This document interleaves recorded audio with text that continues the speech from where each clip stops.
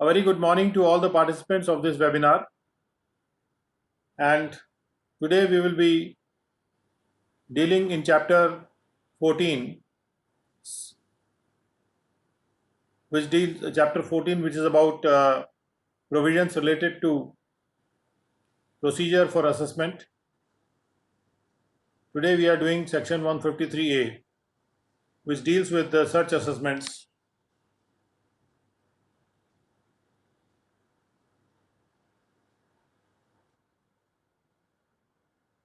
For anyone who would like to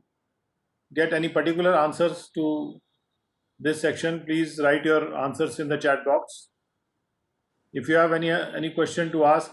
orally, you can raise your hand, and then we'll allow you to ask your question. So starting with section 153A, notwithstanding anything contained in sections 139, 147, 148, 149, 151 and 153, यानी ये जो sections दिए हुए हैं ये normal assessment जब किया जाता है उससे रिलेटेड सेक्शंस हैं। तो यहाँ ये कहा जा रहा है कि सर्च असेसमेंट के लिए एक हम अलग कार्य प्रणाली तय कर रहे हैं, और ये जो सेक्शंस हैं इसमें कुछ भी लिखा हो उसको नज़रअंदाज करते हुए, in the case of a person where a search is initiated under section 132, किसी पर्सन के केस में जहाँ पर एक सर्च शुरू की जाती है, सर्च इनिशिएट की जाती है सेक्शन 132 के तहत, और books of accounts, other documents और any assets are requisition under section 132A, या फिर सेक्शन 132 के तहत कोई बुक्स ऑफ अकाउंट्स या दूसरे डॉक्यूमेंट्स या कोई भी एसेट्स मंगाए जाते हैं। रिक्विजिशन करना मतलब रिक्वायर करना किसी दूसरी अथॉरिटी के लिए कि वो उनके लिए ज़रूरी करना। After the 31st day of May 2003, और जहाँ पर 31st of May 2003 के बाद जब ये सर्च इनिशिएट की जाती है या ये बुक्स ऑफ अकाउंट्स या दूसरे डॉक्यूमेंट्स या कोई एसेट्स रिक्विजिशन किए जाते हैं, तब असेसिंग ऑफिसर को क्या करना है, ये ए और बी में लिखा है। और ये जो तारीख है, तारीख का सिग्निफिकेंस ये है कि इस तारीख में ये सर्च के जो असेसमेंट के प्रोसीजर को बदला गया था, इसलिए वहाँ से शुरू होता है। तो असेसिंग ऑफिसर क्या करेगा? Assessing officer shall issue a notice to such person, ऐसे पर्सन को असेसिंग ऑफिसर एक नोटिस इशू करेगा, requiring him to furnish within such period as may be specified, उसके लिए ज़रूरी करते हुए कि वो फर्निश करे ऐसे पीरियड में जो कि स्पेसिफाइड होगा नोटिस में, कि पीरियड जो है वो नोटिस में स्पेसिफाइड होगा कि उतने पीरियड के पहले, उतने पीरियड के अंदर वो फर्निश करे return of income in respect of each assessment year, वो रिटर्न ऑफ इनकम फर्निश करे। ये किस केस में? जहाँ पर सर्च इनिशिएट होती है या फिर 132A के तहत अकाउंट, डॉक्यूमेंट या एसेट्स रिक्विजिशन किए जाते हैं। तो रिटर्न ऑफ इनकम जो उसको फर्निश करना है इन respect of each assessment year, ये हर उस असेसमेंट ईयर के रिस्पेक्ट में है जो कि falling within 6 assessment years, जो कि 6 असेसमेंट ईयर्स में फॉल करता है, and for the relevant assessment year और ईयर्स, और वो रिटर्न रेलिवेंट असेसमेंट ईयर या ईयर्स के लिए भी होना चाहिए, refer to in clause B. Relevant assessment year वो असेसमेंट ईयर है जिसको क्लॉज बी में रेफर किया गया है। अभी हम क्लॉज ए पढ़ रहे हैं। तो यानी कि उस पर्सन को रिटर्न ऑफ इनकम फर्निश करना है प्रिस्क्राइब फॉर्म में, वेरीफाइड इन प्रिस्क्राइब मैनर, और ऐसे पर्टिकुलर सेट फोर्थ करते हुए जो कि प्रिस्क्राइब्ड हों, और वो उसको फर्निश करना है हर उस असेसमेंट ईयर के लिए जो कि फॉल कर रहा है उन 6 असेसमेंट ईयर्स में, या फिर वो रेलिवेंट असेसमेंट ईयर के लिए है, यानी रेलिवेंट असेसमेंट ईयर के लिए तथा उन 6 असेसमेंट ईयर्स के लिए। और जब वो उसको फर्निश कर देगा उसके बाद के लिए लिखा है and the provisions of this act shall so far as may be apply accordingly. और इस एक्ट के जो प्रावधान हैं जहाँ तक हो सकेगा वो उसके अनुसार अप्लाई करेंगे, as if such return were a return required to be furnished under section 139। जैसे कि ये रिटर्न जो है वो एक ऐसी रिटर्न हो जो कि 139 सेक्शन के तहत फर्निश की गई रही है। तो 139 के सेक्शन में रिटर्न जो फर्निश की जाती है उस पर जो दूसरे प्रावधान लगते हैं, जो भी नोटिस भेजने वाले, या 143(2), 142(1) और भी जो भी और उससे कनेक्टेड प्रावधान है जो 139 सेक्शन को रेफर करते हैं, वो सारे के सारे प्रावधान यहाँ पे लागू हो जाएंगे। एक बार हम ये मान के चलते हैं कि जो भी रिटर्न फाइल होगी वो ऐसे मानी जाएगी जैसे वो 139 सेक्शन में फाइल की गई हो। और उसके बाद क्लॉज बी में ये लिखा हुआ है कि he shall assess or reassess the total income of 6 assessment years immediately preceding the assessment year relevant to the previous year in which such search is conducted or requisition is made, and for the relevant assessment year or years। तो subsection B में ये लिखा है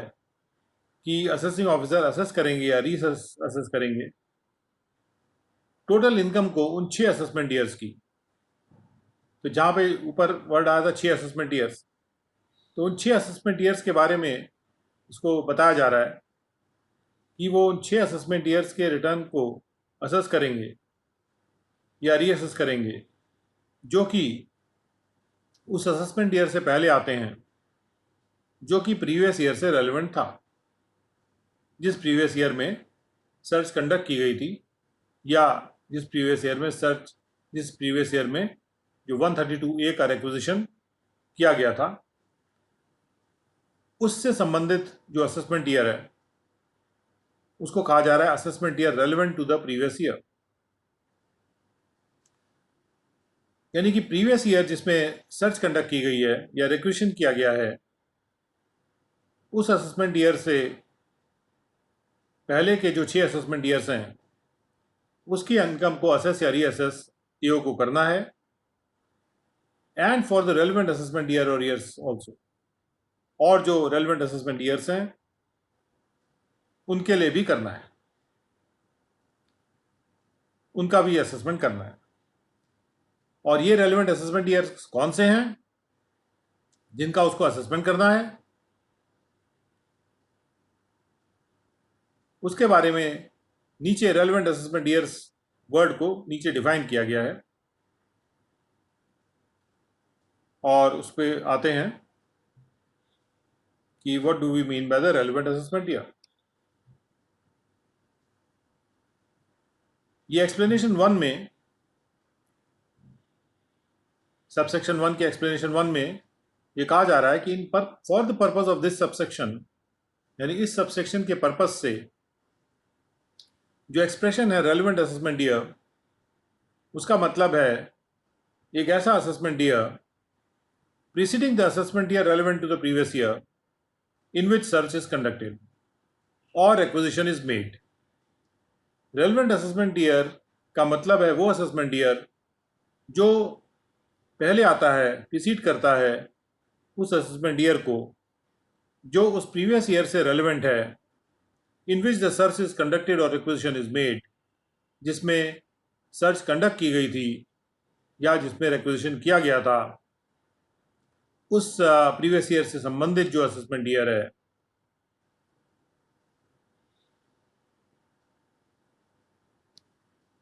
वो assessment year जो कि precede कर रहा है उस असेसमेंट ईयर को जो कि उस असेसमेंट ईयर से संबंधित है, उस प्रीवियस ईयर से संबंधित है जिसमें सर्च कंडक्ट की गई थी या रिक्वेशन किया गया था, which falls beyond 6 assessment years, और जो उन 6 असेसमेंट ईयर से पार है, but not later than 10 assessment years, लेकिन 10 असेसमेंट ईयर से पार नहीं है, from the end of the assessment year relevant to the previous year in which search is conducted or requisition is made। तो जिस साल में, जिस प्रीवियस ईयर में सर्च कंडक्ट की गई या जिस प्रीवियस ईयर में रिक्वेजिशन किया गया, उससे संबंधित जो असेसमेंट ईयर था, जब वो असेसमेंट ईयर खत्म हो जाता है, जैसे अगर वो असेसमेंट ईयर 2021 है, तो 2021 अगर असेसमेंट ईयर है तो उसका प्रीवियस ईयर मान लीजिए 1920 था, उसका प्रीवियस ईयर मान लीजिए 1920 था, और प्रीवियस ईयर में सर्च कंडक्ट की गई थी 1920 में, और या रिक्वेजिशन किया गया था 1920 प्रीवियस ईयर में, और उससे संबंधित जो असेसमेंट ईयर है वो है 2021। तो जो 2021 असेसमेंट ईयर खत्म होता है, तो वो खत्म होगा 31 मार्च 2021 को, और हम ये कह रहे हैं जो 10 साल से ज़्यादा ना हो and of the assessment year से, यानी 10 साल हम पीछे जाएंगे, 31 मार्च 2021 से हम 10 साल पीछे जाएंगे और हम कहेंगे कि 31 मार्च 2011। तो 31 मार्च 2011 के बाद उसके पहले के जो भी असेसमेंट ईयर्स हैं वो तो रेलेवेंट असेसमेंट ईयर नहीं होंगे, लेकिन 31 मार्च 2011 के बाद के जो असेसमेंट ईयर्स हैं, लेकिन वो वाले असेसमेंट ईयर्स हैं जो 6 असेसमेंट ईयर्स के बियॉन्ड है, और ये जो 6 असेसमेंट ईयर्स हैं ये हमारे असेसमेंट ईयर के पहले वाले हैं। यानी हमारा अगर असेसमेंट ईयर है रेलेवेंट असेसमेंट ईयर, हमारा अगर असेसमेंट है जो प्रीवियस ईयर के रेलेवेंट है वो 2021 है, तो 2021 को छोड़ के अगर हम 6 साल पीछे जाते हैं तो हमारे जो असेसमेंट ईयर शुरू होते हैं 6 साल पीछे जाके, उसमें 2021 को हम छोड़ेंगे तो हम आएंगे 14-15 onwards, 14, 15, 16, 17, 18, 19। So that way 14-15 onwards जो असेसमेंट ईयर्स होंगे वो 6 असेसमेंट ईयर्स माने जाएंगे जो प्रीसीडिंग है, और 11-12 ऑनवर्ड्स जो असेसमेंट ईयर्स हैं, यानी 11-12, 12-13 और 13-14, वो 3 हो गए। 3 असेसमेंट ईयर्स जो हैं वो रेलेवेंट असेसमेंट ईयर्स हैं। तो इनफैक्ट जो असेसमेंट करने की बात यहाँ की जा रही है उसमें एक जो रेलेवेंट असेसमेंट ईयर डिफाइन किया जा रहा है, वो रेलेवेंट असेसमेंट ईयर वो असेसमेंट ईयर है जो कि उन 6 प्रीसीडिंग ईयर्स के बाद है, लेकिन जो 10 असेसमेंट ईयर्स हैं जो and of the assessment years के पहले आते हैं उसके बाद बियॉन्ड नहीं है। तो इस प्रकार से कुल मिला के जो असेसमेंट होना है उसके बारे में जो कहा गया है कि वो उन 6 असेसमेंट ईयर्स का असेसमेंट करेगा और रेलेवेंट असेसमेंट ईयर्स का भी करेगा। तो रेलेवेंट असेसमेंट ईयर्स है 3 और जो असेसमेंट ईयर्स हैं वो है 6, तो 6 + 3 यानी 9 असेसमेंट ईयर्स का वो असेसमेंट करेगा। Provided that the assessing officer shall assess or reassess the total income in respect of each assessment year falling within such 6 assessment years and for the relevant assessment year or years। बशर्ते ये कि assessing officer को assess करना है या reassess करना है total income को हर असेसमेंट ईयर की जो कि उन 6 असेसमेंट ईयर्स में फॉल कर रहा है, सच असेसमेंट ईयर्स यानी वो असेसमेंट ईयर्स जो कि प्रीसीडिंग है, और रेलेवेंट असेसमेंट ईयर की इनकम को भी असेस उसको करना है या रीअसेस करना है। अगर वो पहले असेस हो चुकी है तो वो रीअसेस कर रहा है, अगर वो पहले असेस नहीं हुई तो वो असेस कर रहा है। यानी उसको 9 असेसमेंट ईयर्स की इनकम को असेस करना ही है और उसको नोटिस भी इशू करना है कि उन 9 असेसमेंट ईयर्स के लिए रिटर्न फाइल की जाए। और इस बात से मतलब नहीं कि पहले वो कोई रिटर्न भर चुका हो कि नहीं भर चुका हो। और बशर्ते further provided further that assessment और reassessment if any relating to any assessment year falling within the period of 6 assessment years and for the relevant assessment year or years referred to in this subsection pending on the date of initiation of the search under section 132 or making of requisition under 132A as the case may be shall abate।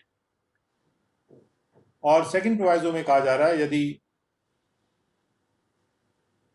कोई भी assessment या reassessment जो उन 6 assessment years के period के लिए जो चल रहा था या जो रेलेवेंट असेसमेंट ईयर के लिए अगर चल रहा था, जिन रेलेवेंट असेसमेंट ईयर्स का रेफरेंस इस सबसेक्शन में किया गया है और वो पेंडिंग था,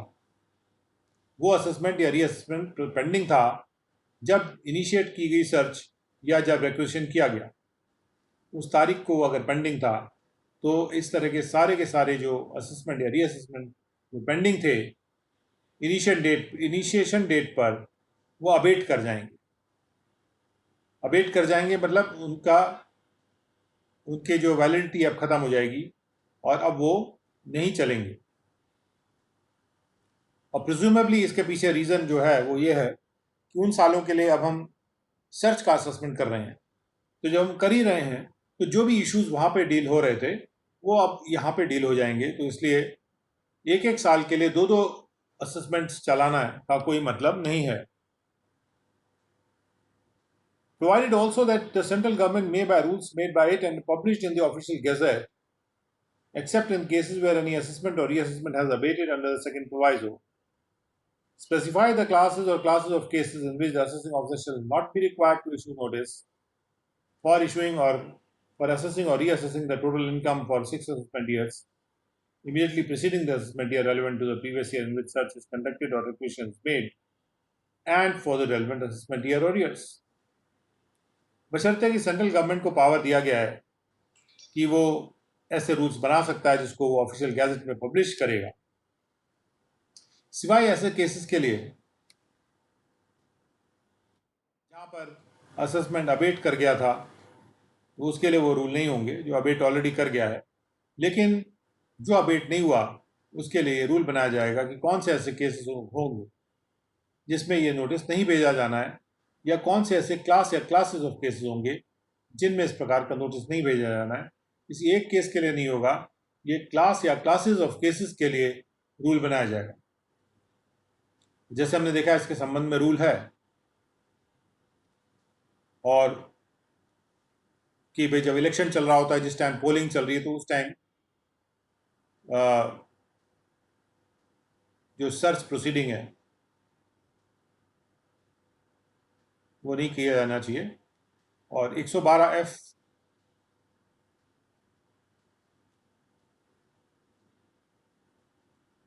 रूल है, उसको देख लेते हैं कि कौन से वो क्लास ऑफ केसेस हैं जिसमें असेसिंग ऑफिसर को ये नोटिस भेजना जरूरी नहीं है। Shall not be required to issue notice assessment या रीअसेसमेंट का of the total income 6 assessment year के लिए जो कि असेसमेंट ईयर से पहले आ रहे हैं। तो 112F में कहा गया कि वो क्लास या क्लासेस ऑफ केसेस जिसमें असेसिंग ऑफिसर को नहीं ज़रूरी किया जा रहा है कि वो नोटिस इशू करे असेस करने के लिए या रीअसेसमेंट करने के लिए टोटल इनकम को उन 6 सालों के लिए जो कि उस असेसमेंट ईयर से पहले आते हैं, जो असेसमेंट ईयर उस प्रीवियस ईयर से रेलेवेंट था जब सर्च की गई या वो रिक्वेजिशन 132A में किया गया। और वो केसेस होंगे शैल बी द केसेस नंबर 1 कि जहां पर सर्च के रिजल्ट में जो सर्च 132A के तहत की गई है या किसी रिक्वेजिशन जो किया गया है उसके रिजल्ट में एक पर्सन जो है वो पाया जाता है कि वो पोजीशन में है मनी, बुलियन, ज्वेलरी या वैल्यूएबल आर्टिकल या थिंग्स के, चाहे वो उसका एक्चुअल ओनर हो चाहे ना हो, लेकिन वो पोजीशन में पाया जाता है सर्च में या रिक्वेशन के आधार पे। और जहां पर ये सर्च कंडक्ट की गई थी या ऐसा रिक्वेशन किया गया था, एक ऐसी असेंबली या पार्लियामेंट्री कॉन्स्टिट्यूएंसी के टेरिटोरियल एरिया में जिसके रिस्पेक्ट में section 30 red with section 56 of representation of people act का नोटिफिकेशन जारी कर दिया गया रहा है, यानी जहां इलेक्शन का नोटिफिकेशन जारी कर दिया गया रहा है, या और where the assets so seized or requisitioned are connected in any manner to the ongoing election, या अगर वो नहीं भी किया गया नोटिफिकेशन इशू, तो जो एसेट सीज किए गए हैं या जो एसेट्स रिक्विजिशन किए गए हैं वो किसी भी प्रकार से चलते हुए इलेक्शन से उनका कोई कनेक्शन है किसी भी असेंबली या पार्लियामेंट्री कॉन्स्टिट्यूएंसी में, बशर्ते ये जो रूल है वो एप्लीकेबल नहीं होगा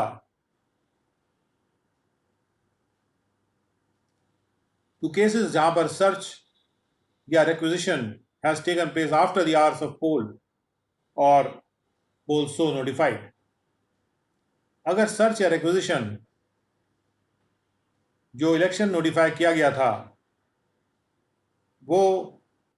उसके आवर्स के इलेक्शन के आवर्स के बाद की गई है, तब ये रूल अप्लाई नहीं करेगा। यानी कि सर्च अगर इलेक्शन के आवर्स में नहीं की गई तब ये रूल अप्लाई करेगा। इसका मतलब ये है कि जब इलेक्शन चल रहा होता है जिन आवर्स में, उस आवर्स में कोई भी सर्च नहीं किया जाएगा, और अगर कोई सर्च किया जाता है तो उसका कोई असेसमेंट नहीं किया जा सकता 153A में।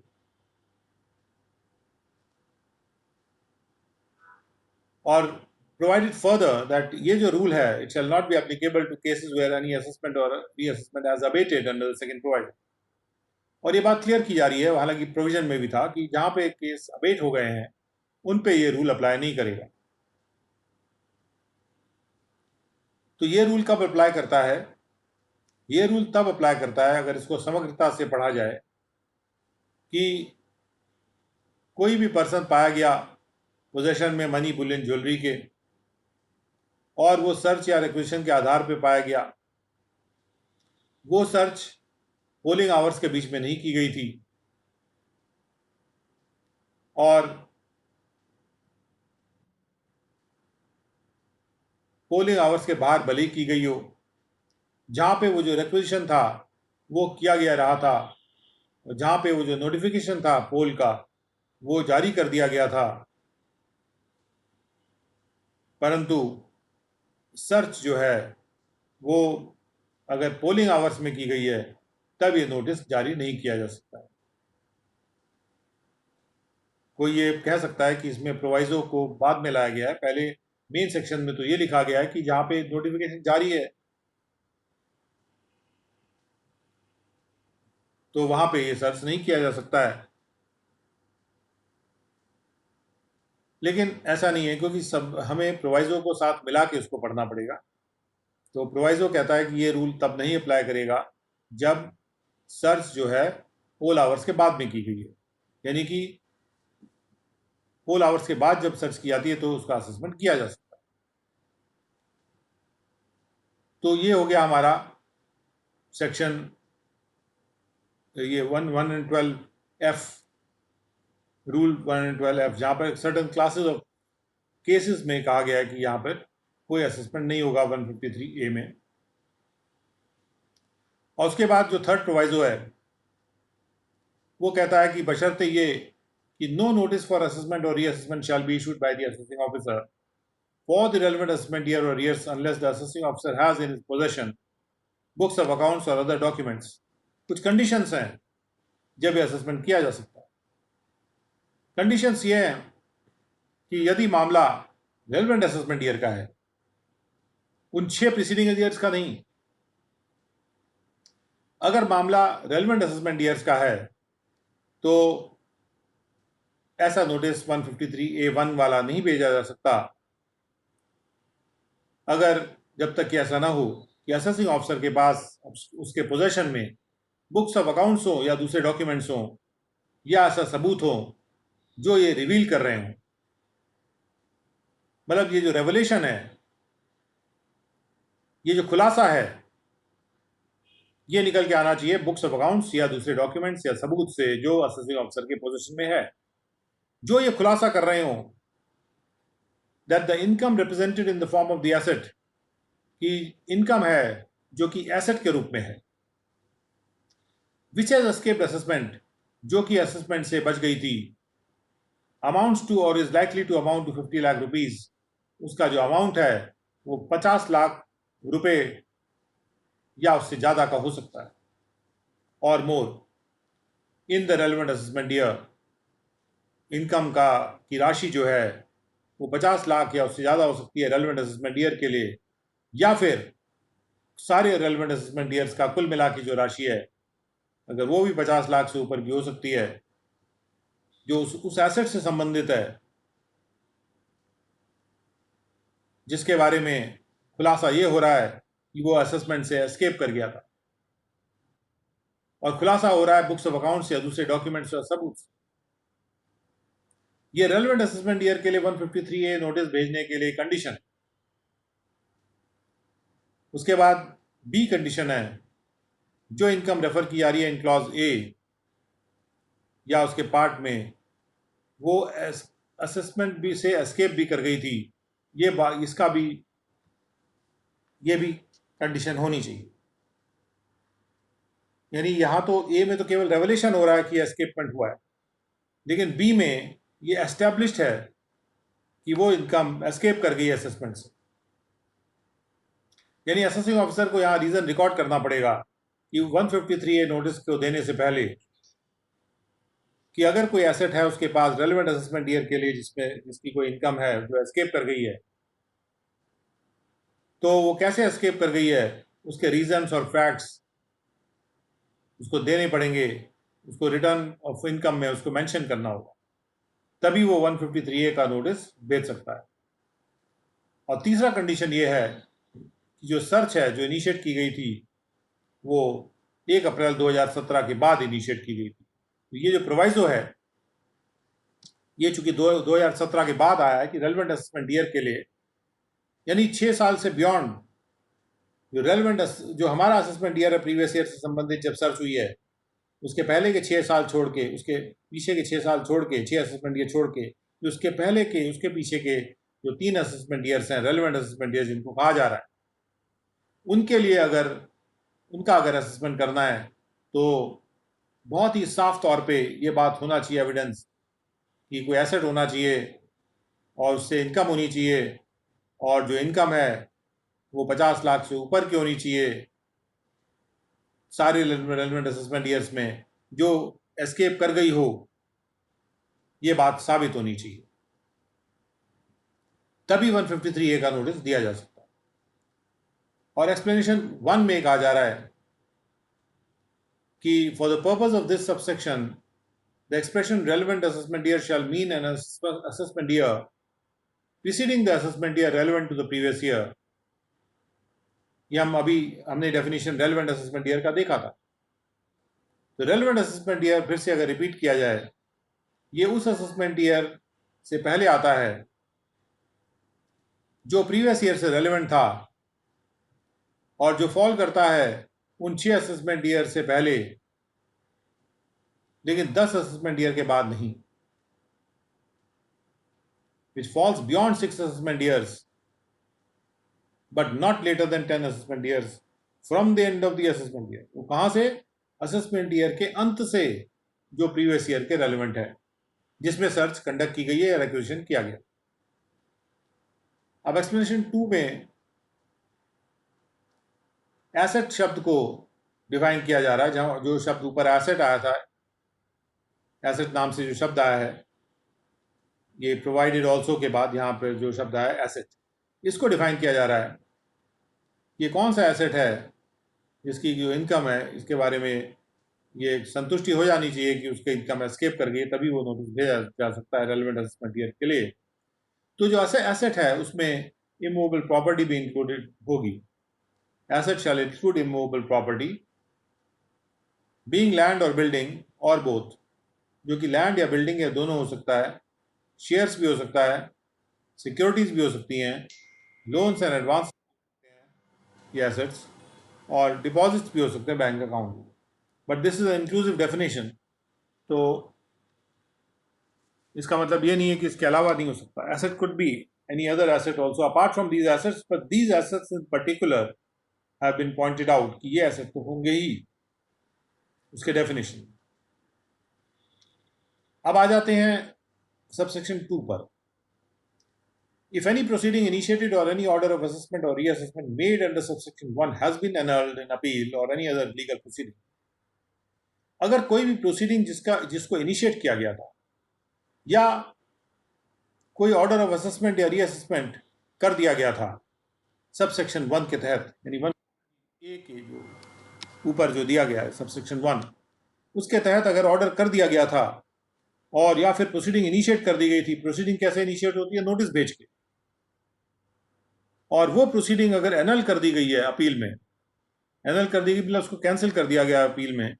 और एनी अदर लीगल प्रोसीडिंग या किसी और लीगल प्रोसीडिंग में उसको एनल कर दिया गया है,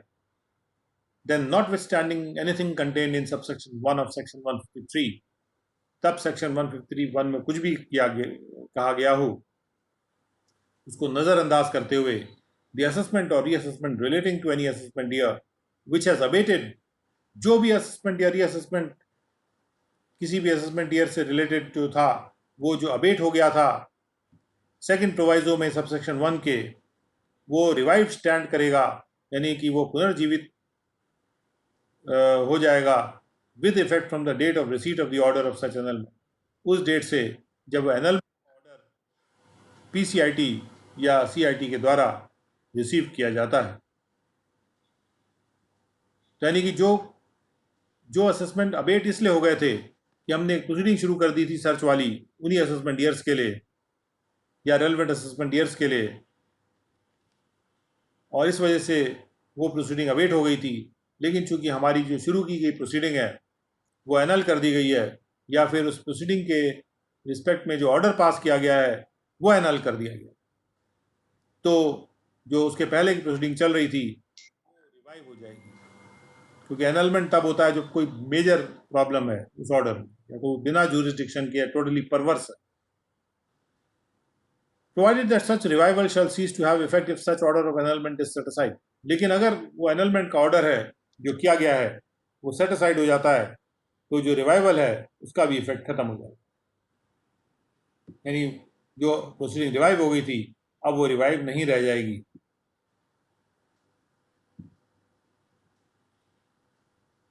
और उसके बाद एक्सप्लेनेशन में कहा जा रहा है कि डाउट्स को रिमूव करते हुए कि save as otherwise provided in this section 153B and C, यानी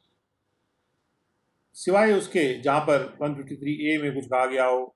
या 153B में या 153C में कुछ कहा गया, यानी इन तीनों सेक्शंस को वरीयता देते हुए, प्राथमिकता देते हुए,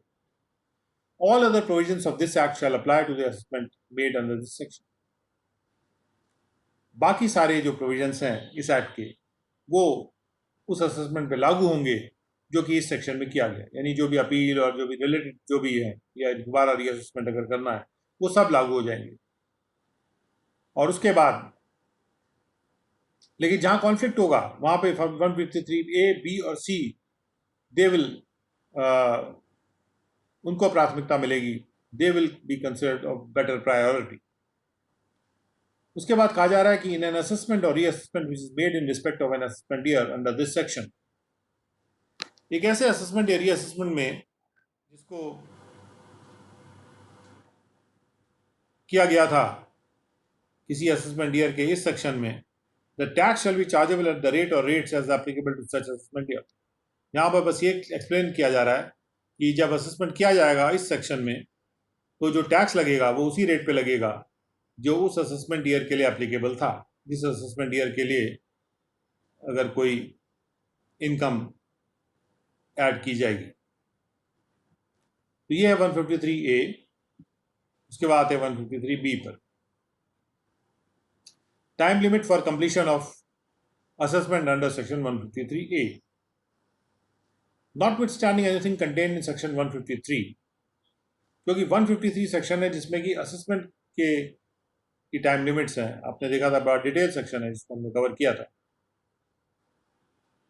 उसमें कुछ भी कहा गया उसको नजरअंदाज करते हुए जहां पर असेसमेंट 153A में किया जाता है, the assessing officer shall make an order of assessment और reassessment in respect of each assessment year. तो असेसिंग ऑफिसर को क्या करना है?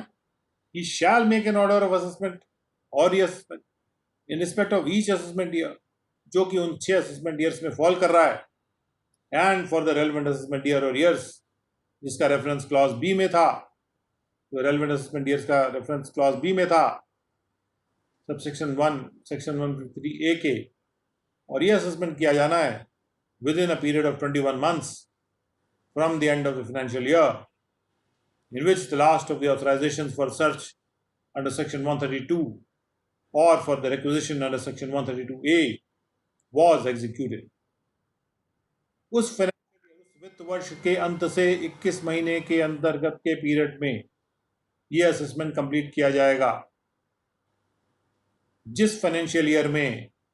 वो आखिरी ऑथराइजेशन सर्च का इशू किया गया था। कई सारे ऑथराइजेशन इशू किए जाते हैं किसी भी सर्च में, उनमें से जो अभी आखिरी ऑथराइजेशन था वो जब इशू किया गया था, इशू नहीं किया गया था, एग्जीक्यूट किया गया, जब वो आखिरी ऑथराइजेशन एग्जीक्यूट किया गया था या जो रिक्वेजिशन है 132A के तहत वो एग्जीक्यूट किया गया था, वहां से उस फाइनेंशियल ईयर के एंड से 21 मंथ्स का टाइम। और ये जो 21 मंथ्स का टाइम है बाद में इसको रिड्यूस किया गया है, तो अभी उस पर आ रहे हैं।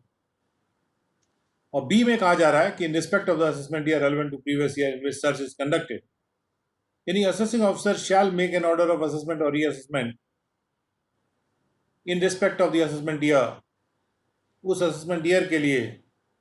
विच is relevant to the previous year, जो कि उस प्रीवियस ईयर के लिए रेलेवेंट है, in which search is conducted, जिस प्रीवियस ईयर में सर्च को कंडक्ट किया जाता है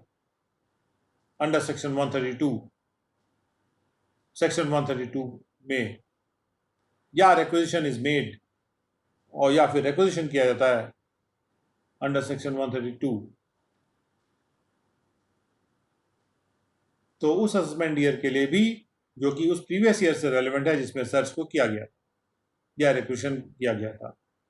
और उस असेसमेंट ईयर उस असेसमेंट को 21 मंथ्स में करना है from the end of the financial year in which the last of the authorizations for search or acquisition was executed। जब आखिरी ऑथराइजेशन एग्जीक्यूट किया गया था या आखिरी रिक्विजिशन एग्जीक्यूट किया गया था, उस फाइनेंशियल ईयर के अंत से 21 महीने में ये असेसमेंट जो है, जो उस प्रीवियस ईयर से संबंधित है जिसमें सर्च किया गया या रिक्विजिशन किया गया, उसको भी कंप्लीट किया जाना है।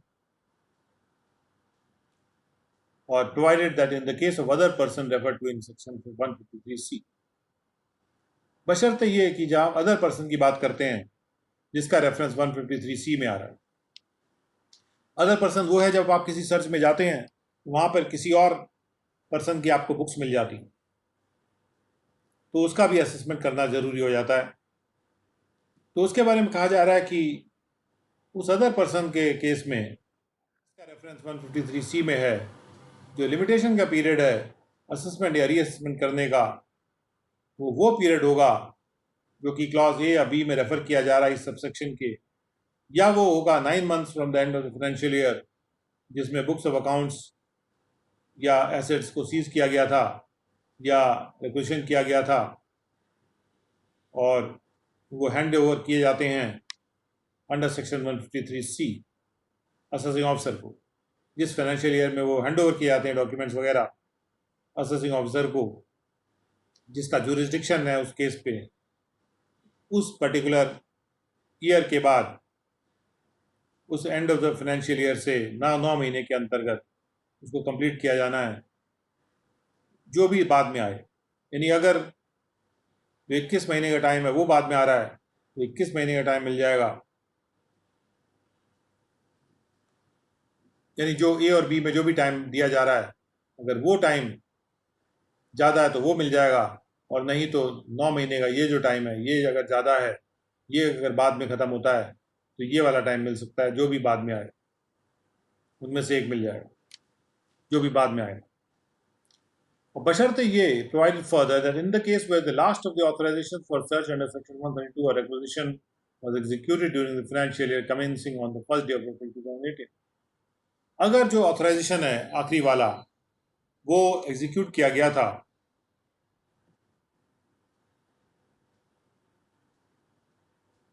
1 अप्रैल 2018 के बाद, या जो है रिक्विजिशन किया गया था वो रिक्विजिशन एग्जीक्यूट किया गया था 1 अप्रैल 2018 के बाद, तो उस केस में 21 महीने की जगह पे जो समय है वो 18 महीने कर दिया गया था। अगर 18 के बाद का जो था तो ये जो ऑथराइजेशन का एग्जीक्यूशन, और उसके बाद ये कहा जा रहा है कि the period of limitation for making the assessment और reassessment in the case of other person, जो अदर पर्सन केस में था तो वो पीरियड होगा जो कि shall be the period of 18 months, वहाँ पे 18 महीने का टाइम दिया जा रहा है from the end of the financial year, जिसमें कि लास्ट ऑथराइजेशन या रिक्वेजिशन एग्जीक्यूट किया गया था, या फिर 18 महीने की जगह 12 महीने का टाइम वहाँ से जब वो एसेट्स, बुक्स ऑफ अकाउंट्स या डॉक्यूमेंट्स सीज किए गए थे या रिक्वेजिशन होने पे प्राप्त किए जा रहे हैं, वो असेसिंग ऑफिसर को हैंड ओवर किए जाते हैं जिस तारीख में, तो अगर वो समय ज़्यादा है तो वहाँ तक का समय उसको मिल जाएगा, उस तारीख का जो एंड ऑफ द मंथ है, या सॉरी एंड ऑफ द जो फाइनेंशियल ईयर है, वहाँ से 12 महीने का टाइम जो भी बाद में आएगा। यानी कि यहाँ पे अगर अदर पर्सन का केस है,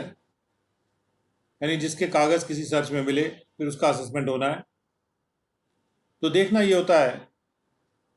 कि लास्ट ऑथराइजेशन कब हुआ था सर्च का जो एग्जीक्यूट किया गया हो, या जब रिक्विजिशन का केस है तो रिक्विजिशन कब एग्जीक्यूट किया गया, उस तारीख से देखना है कि कौन सा उसका फाइनेंशियल ईयर आता है, और वो फाइनेंशियल ईयर एंड कब होता है। जब वो फाइनेंशियल एंड होता है वहाँ से 18 महीने का टाइम दिया जा रहा है अदर पर्सन के लिए, और या फिर जिस तारीख में उसको ऑथराइज ऑफिसर को वो कागजात और जो एसेट्स दिए जा रहे हैं वहाँ से 12 महीने के उस फाइनेंशियल ईयर के एंड से 12 महीने का टाइम उसको दिया जा रहा है जो भी बाद में है। और अगर जो सर्च इनिशिएट किया गया था, यानी ऑथराइजेशन इनिशिएट नहीं, जो ऑथराइजेशन दिया गया था आखिरी, वो अगर 1 अप्रैल 2019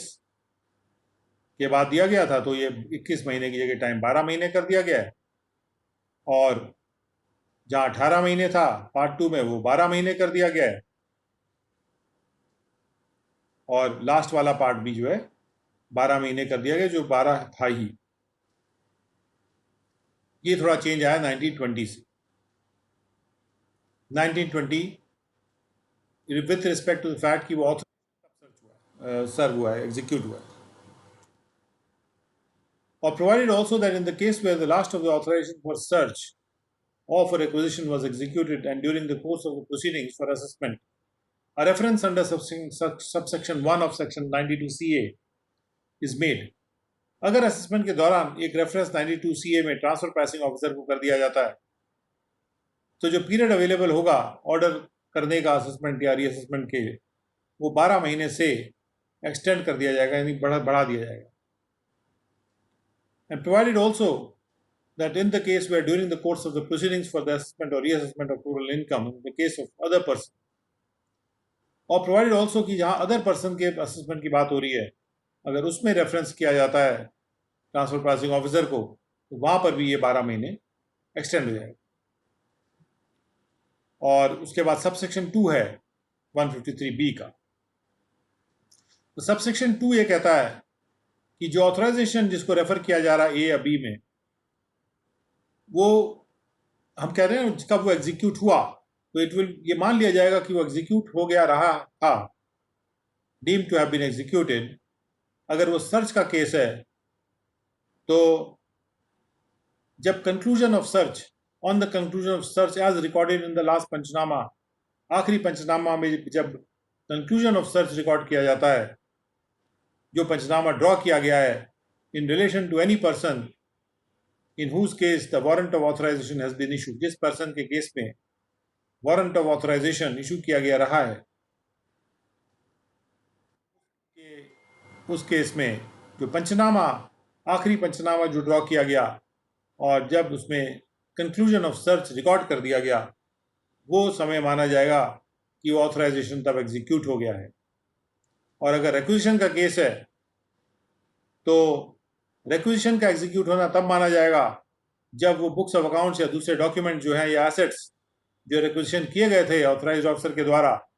वो असलियत में रिसीव कर लिए जाते, तब वो रिक्विजिशन का एग्जीक्यूशन माना जाए। और जो इस सेक्शन के प्रावधान हैं, जैसे वो 2016 से पहले थे, वो अप्लाई करेंगे किसी भी ऑर्डर ऑफ असेसमेंट या रीअसेसमेंट को जो कि 1 जून 2016 के पहले किया जाता है। अगर वो असेसमेंट को 1 जून 2016 के बाद किया जाता है तो उस पर वो अप्लाई नहीं करेंगे, जो प्रावधान फाइनेंस एक्ट के कमेंसमेंट से पहले के। यानी फाइनेंस एक्ट के 2016 के कमेंसमेंट से पहले के जो प्रावधान है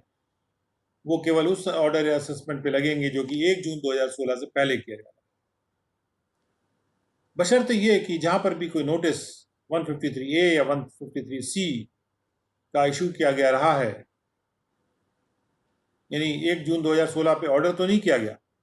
लेकिन अगर इशू कर दिया था नोटिस 153A या 53C का, जो 53C का नोटिस अदर पर्सन के केस में होता है,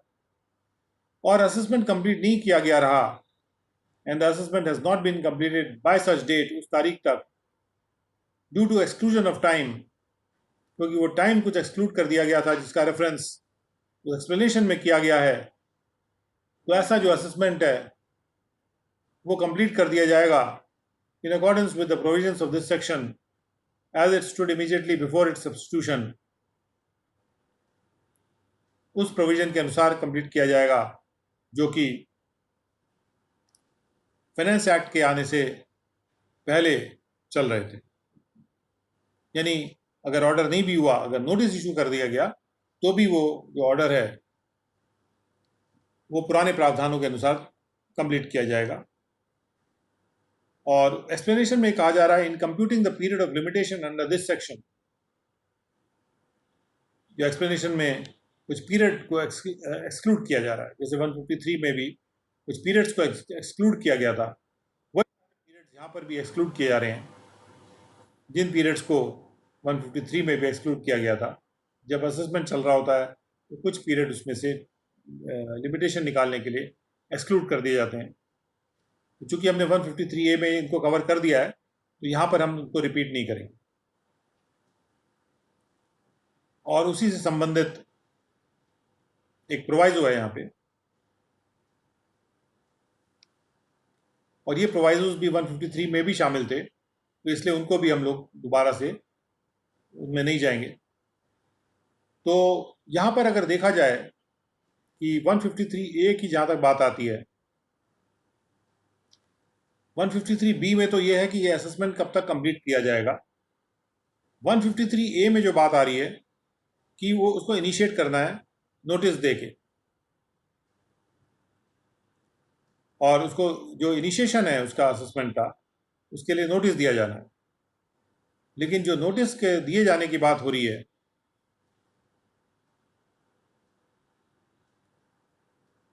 उसके लिए कोई टाइम लिमिट 153A में प्रिस्क्राइब नहीं की गई है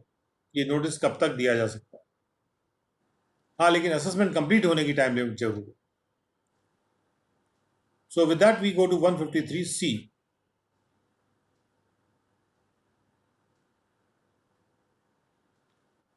153C में बात हो रही है किसी और पर्सन के असेसमेंट की, तो इसको देख लेते हैं कि इन सेक्शनों में कुछ भी दिया गया हो, 139, 147, 148, 149, जैसे हमने 153A में भी देखा था, जहां पर असेसिंग ऑफिसर सेटिस्फाइड है कि अदर पर्सन का कब होता है असेसमेंट, उसके बारे में आ रही बात। असेसिंग ऑफिसर को सेटिस्फाई होना होता है, ऑथराइज्ड ऑफिसर को नहीं, mind you. Where the assessing officer is satisfied कि कोई भी मनी, बुलियन, ज्वेलरी या दूसरा जो वैल्यूबल आर्टिकल या थिंग है जो सीज की गई है, रिक्विजिशन या जिसको रिक्विजिशन किया गया रहा है, रिक्विजिशन किया गया रहा है का मतलब वो आ भी गई है और वो बिलोंग करती है किसी ऐसे व्यक्ति को जो कि अदर देन द पर्सन है जो कि रेफर किया गया 153A में। 153A में उस पर्सन को रेफर किया गया जिस काम को असेसमेंट करना है सर्च के कॉन्सिक्वेंस में, और जिसके यहाँ सर्च इनिशिएट की गई थी उसका तो करना है। लेकिन जिसके केस में सर्च नहीं इनिशिएट की गई है, अगर असेसिंग ऑफिसर ये सेटिस्फाइड हैं कि कोई मनी, बुलियन, ज्वेलरी या वैल्यूबल आर्टिकल या चीज़ जो सीज की गई थी या रिक्विजिशन की गई थी वो किसी अदर पर्सन को बिलोंग करती है, या कोई बुक्स ऑफ अकाउंट्स या डॉक्यूमेंट जो सीज किए गए थे या रिक्विजिशन किए गए थे वो किसी ऐसे सूचना से संबंधित हैं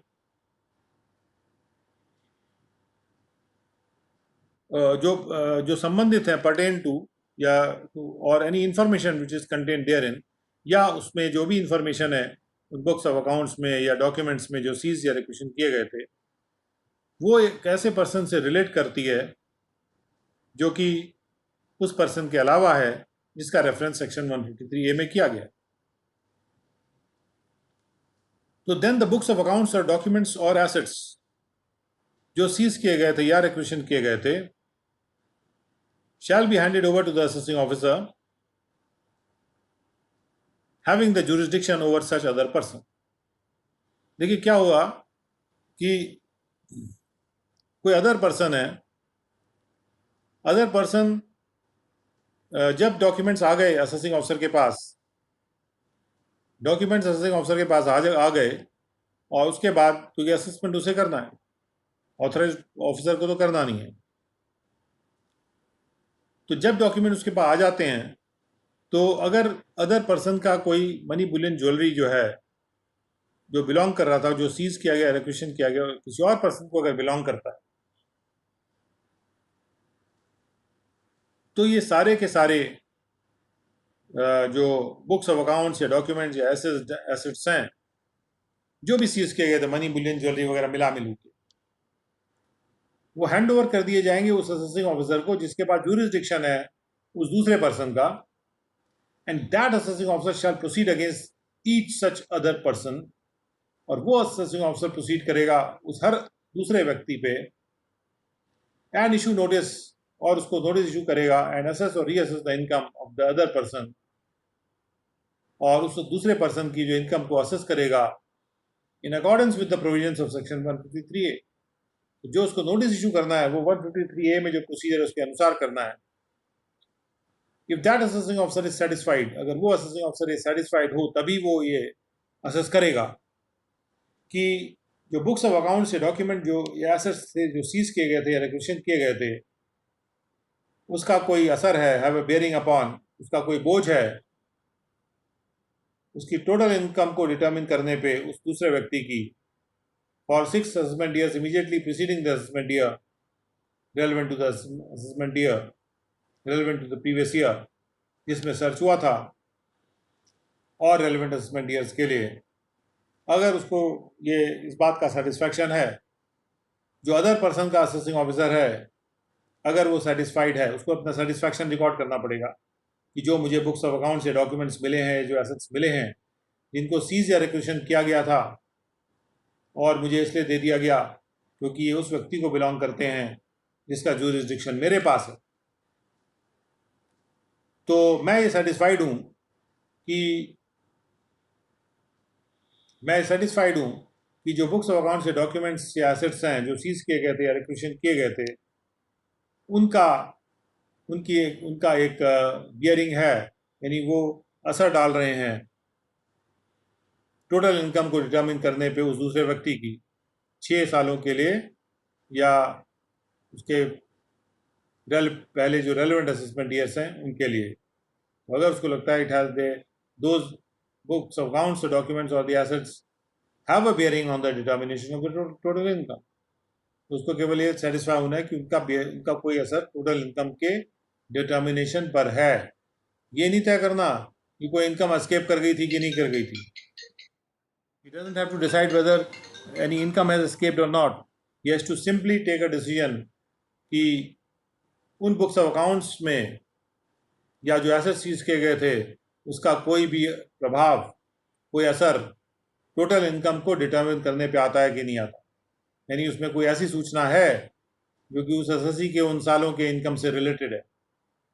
उसको एनालाइज नहीं करना, बस ये केवल सूचना है कि नहीं है उन सालों से रिलेटेड, उसका कोई बेयरिंग है कि नहीं है टोटल इनकम को डिटरमिन करने पे। अगर है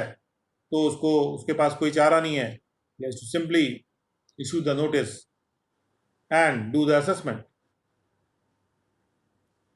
Provided that in case of such other person, the reference to the date of initiation of the search under section 132 or the reference to making of the requisition in the second proviso to subsection 1 of 153A shall be as references to the date of receiving the books or which were seized or requisitioned by the assessing officer having jurisdiction over such other person. Other person के case में जहां reference ये आ रहा है कि date of initiation क्या है search की, या रेफरेंस ये आ रहा है कि रिक्विजिशन किया गया,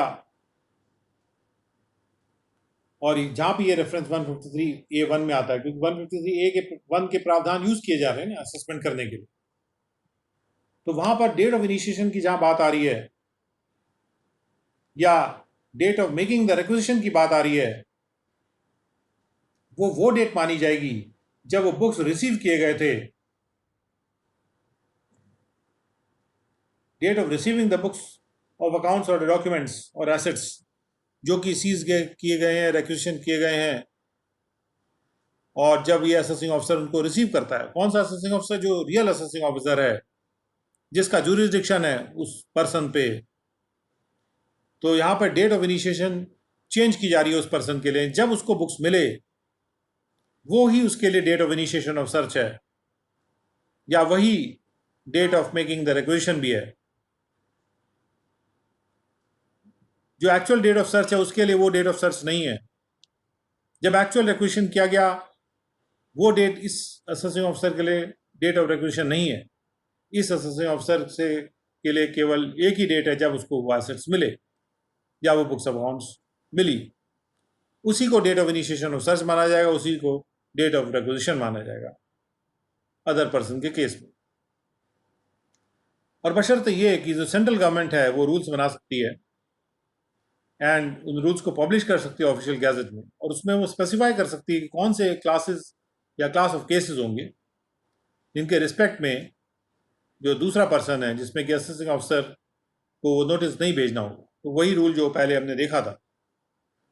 वो यहाँ पर भी अप्लाई कर जाता है, लेकिन अबेटेड केसेस में अप्लाई नहीं करेगा। और जहाँ पे और अबेटमेंट का भी जो प्रोवाइजो है 153A में, वो भी प्रोवाइजो यहाँ लग जाता है। अब आते हैं 153C2, जहां पर भी बुक्स ऑफ अकाउंट्स या डॉक्यूमेंट्स या एसेट्स जो सीज किए गए थे या रिक्विजिशन किए गए थे जिसका रेफरेंस सबसेक्शन 1 में आया है, they has or have been received by the assessing officer having jurisdiction over such a person after the due date for furnishing the return। अगर उसको जब ये कागज मिले या जो एसेट्स उसको मिले तब तक उस असेसमेंट ईयर के जो रिटर्न फाइल करने का समय है, ड्यू डेट है, जो ड्यू समय है, ड्यू तारीख है, वो अगर निकल गई थी और उसके बाद ये अगर उसको मिले हैं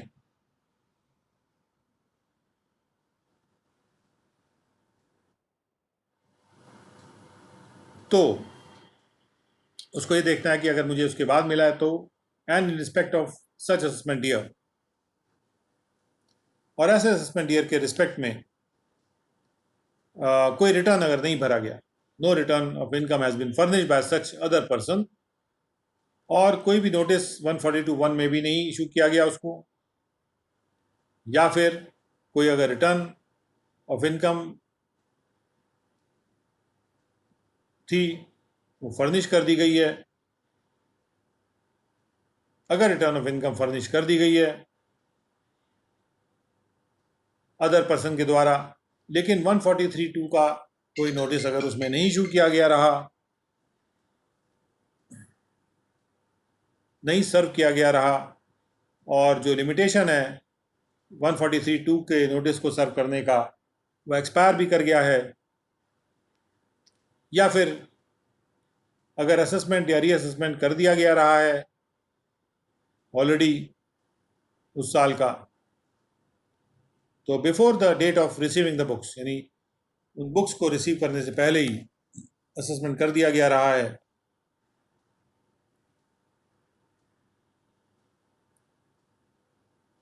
सीज्ड और requisition bye the assessing officer, जो बुक्स डॉक्यूमेंट्स या एसेट्स सीज या रिक्विजिशन किए गए थे वो जब रिसीव किए जा रहे हैं असेसिंग ऑफिसर के द्वारा, जिसके बाद ज्यूरिसडिक्शन है, तो उस तारीख तक, उस तारीख से पहले अगर असेसमेंट कर दिया गया रहा है तो सच अदर पर्सन, मतलब ऐसे अदर पर्सन जिस असेसिंग ऑफिसर के पास है, तो वो जो असेसिंग ऑफिसर है वो नोटिस इशू करेगा, shall issue the notice and assess or reassess the total income of such other persons of such assessment year in the manner provided in section 153A. तो यहाँ पे ये लिखा हुआ है कि जहाँ पे जो बुक्स ऑफ अकाउंट्स, डॉक्यूमेंट्स या एसेट्स जो रिसीव किए गए थे असेसिंग ऑफिसर के द्वारा, जिसका ज्यूरिसडिक्शन है, और ये जो बुक्स ऑफ अकाउंट्स वगैरह, डॉक्यूमेंट्स एक्सेट्रा, ये ड्यू डेट के बाद रिसीव किए गए हैं रिटर्न फाइल करने के लिए,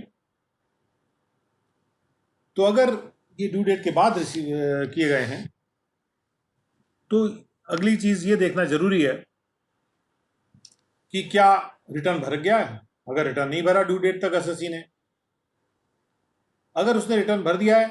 तब तो उस साल का असेसमेंट नहीं किया जा सकता। इनमें से कोई भी चीज़ एक भी अगर हो तो भी किया जा सकता है असेसमेंट, या अगर रिटर्न नहीं भरा या फिर कोई नोटिस भी नहीं इशू किया गया 142(1) का, तो भी असेसमेंट करना है। अगर नोटिस इशू कर दिया गया 142(1) का तो उसके अनुसार फिर असेसमेंट करना होगा।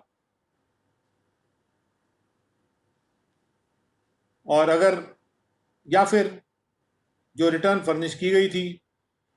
उस पर 143(2) का नोटिस, रिटर्न तो फर्निश कर दी गई है लेकिन 143(2) का यानी स्कूटनी का नोटिस इशू नहीं किया गया और स्कूटनी का टाइम एक्सपायर कर गया। मान ली ड्यू डेट के बाद उसको डॉक्यूमेंट्स मिले, ड्यू डेट तक रिटर्न भर दी थी एसएससी ने, और मतलब जब तक ये मिले उसको डॉक्यूमेंट्स तब तक रिटर्न उसने भर दी थी, और 143(2) का जो टाइम था वो एक्सपायर हो गया था। अगर 143(2) का टाइम एक्सपायर हो गया था तो 153A में असेसमेंट किया जा सकता है, भले उस रिटर्न उसने भर दिए। और अगर असेसमेंट भी कर दिया गया था तो भी 153A में इसको दोबारा किया जा सकता है। तो ये खासतौर पे वहाँ है कि अगर लेकिन 142(1) का नोटिस अगर इशू हो गया है और रिटर्न भी फर्निश नहीं की गई तब तो हो सकता है, लेकिन अगर रिटर्न फर्निश नहीं की गई लेकिन 142 का नोटिस इशू कर दिया, इनमें से अगर दोनों बातें होनी चाहिए, अगर ये दोनों बातें नहीं होती हैं तो असेसमेंट नहीं किया जा सकता। अगर इनमें से एक ही बात हुई है, मान लीजिए कि 142(1) का नोटिस तो दे दिया गया लेकिन रिटर्न अभी नहीं भरी गई, तो भी ये असेसमेंट 153A में नहीं किया जा सकता। 153C के बाद आते हैं 153D पर, और 153D हमारा आखिरी सेक्शन है आज का, उसके बाद हम सेकंड सेशन में शुरू करेंगे। तो 153D में कहा जा रहा है कि ये जो असेसमेंट या रीअसेसमेंट का ऑर्डर है ये पास नहीं किया जाएगा असेसिंग ऑफिसर के द्वारा, जो कि जॉइंट कमिश्नर से नीचे के अगर असेसिंग ऑफिसर हैं, without prior approval of joint commissioner, उनको जॉइंट कमिश्नर का अप्रूवल लेना होगा तभी वो इशू कर सकते हैं। और प्रोवाइडेड कि Nothing contained in this section shall apply where the assessment or reassessment order, as the case may be, is required to be passed by assessing officer with the prior approval of the principal commissioner. और जहां पर 144 B ए में लिखा हुआ है कि वो जो ऑर्डर है वो प्रिंसिपल कमिश्नर या कमिश्नर के प्रायर अप्रूवल से होगा, तो फिर उन्हीं के प्रायर अप्रूवल से करना पड़ेगा, उसमें इस सेक्शन के प्रावधान नहीं लगेंगे। और अगर वो ऑफिसर जॉइंट कमिश्नर के लेवल का है तो उसको अप्रूवल नहीं लेना, ये भी बात यहाँ पे क्लियर है। तो इसके साथ हम 153D हमारा खत्म होता है। We come to the end of today's morning lecture.